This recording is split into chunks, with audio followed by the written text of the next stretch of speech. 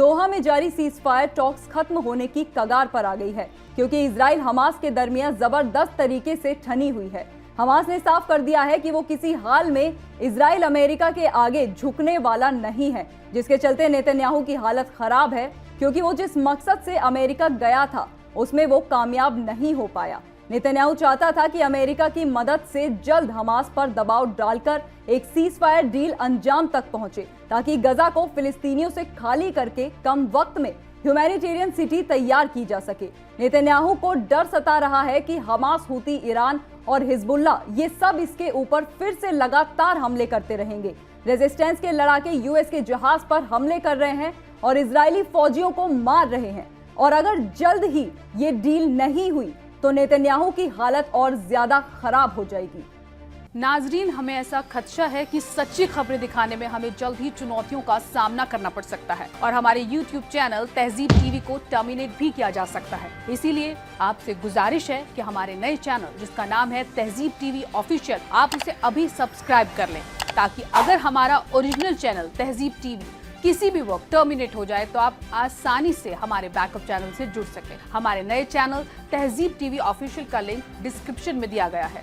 शुक्रिया। गजा की जंग को खत्म करने के लिए जारी कोशिशें लगभग खत्म हो गई हैं, क्योंकि जिस उम्मीद के साथ बातचीत को शुरू किया गया था उस पर इजराइल अमेरिका खुद ही अमल पैरा नहीं हुए। हमने पहले भी आपको बताया था कि इजराइल अमेरिका हमेशा खुद ही होस्टेज डील के लिए ड्राफ्ट पेश करते हैं, और यही दोनों देश हैं जो सीजफायर ड्राफ्ट में ऐसी शर्तें डालते हैं जो फिलिस्तीन मुखालिफ होती हैं। यही वजह है कि हमास हमेशा अमेरिका इजराइल की शर्तों को मानने से इनकार कर देता है। अब एक बार फिर हमास ने अमेरिका के जरिए पेश करदा ड्राफ्ट को सिरे से खारिज कर दिया। हमास के सीजफायर डील खारिज करते ही हमास, हूती, हिजबुल्ला, ईरान ने इजराइल पर ताबड़तोड़ हमले के लिए कसम खाई, जिसके चलते इजरायली पीएम नेतन्याहू भागा भागा अमेरिका जा पहुंचा, ताकि वो ट्रंप से मदद मांगकर फिर से कुव्वत हासिल कर सके और हमास पर ज्यादा दबाव बना सके, मगर ऐसा हो नहीं पाया। नेतन्याहू के अमेरिका पहुंचते ही हमास, हूती ने और ज्यादा ताबड़तोड़ हमले कर इजराइल को दहला दिया। नेतन्याहू जिस मकसद से ट्रंप की गोद में जाकर बैठा था उसमें उसे कामयाबी नहीं मिली, जिसके चलते अब वो वापस खाली हाथ इजराइल आ गया है। द गार्जियन की न्यूज के मुताबिक नेतन्याहू जुम्मे को बिना किसी सीजफायर के वापस इजराइल पहुंच गया, जबकि अमेरिकी और इजरायली अफसरों ने इस हफ्ते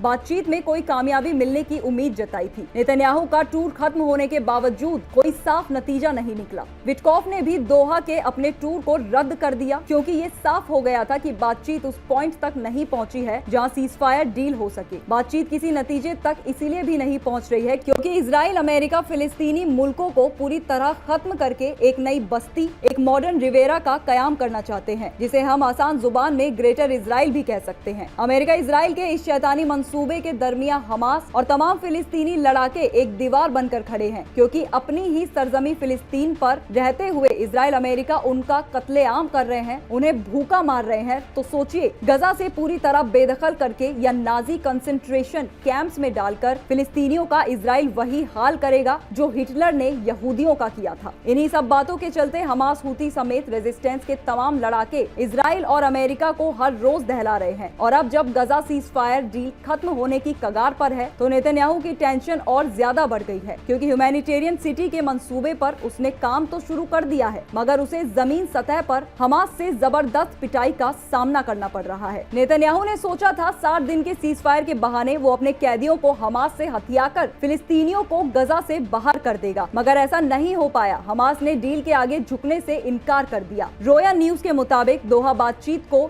जटिल परेशानियों का सामना करना पड़ रहा है, क्योंकि इजराइल ने फौजियों की मुकम्मल वापसी के बजाय उन्हें दोबारा तैनात करने की शर्त रखी है। एक जानकार फिलिस्तीनी अफसर ने कहा कि इजराइल टाल मटोल की अपनी पॉलिसी जारी रखे हुए है और तबाही की जंग को जारी रखने के लिए समझौते में बाधा डाल रहा है। अफसर ने एएफपी को बताया कि हमास ने बातचीत वफ्द के जरिए पेश किए गए इजरायली शर्तों को कबूल करने से इनकार कर दिया है। हमास पूरी तरह अपनी शर्त पर अड़ा है कि डील तभी होगी जब इजरायली फौज पूरी तरह से गजा छोड़कर वापस लौटेगी। हमास के जरिए अपनी शर्तों पर अड़े रहने से नेतन्याहू को तगड़ा झटका लग रहा है, क्योंकि उसके गजा को हथियाने के मंसूबे पर लगातार पानी फिर रहा है और ट्रंप भी उसकी कोई मदद नहीं कर पाया, जिसके चलते उसे एक बार फिर अमेरिका से खाली हाथ लौटना पड़ा।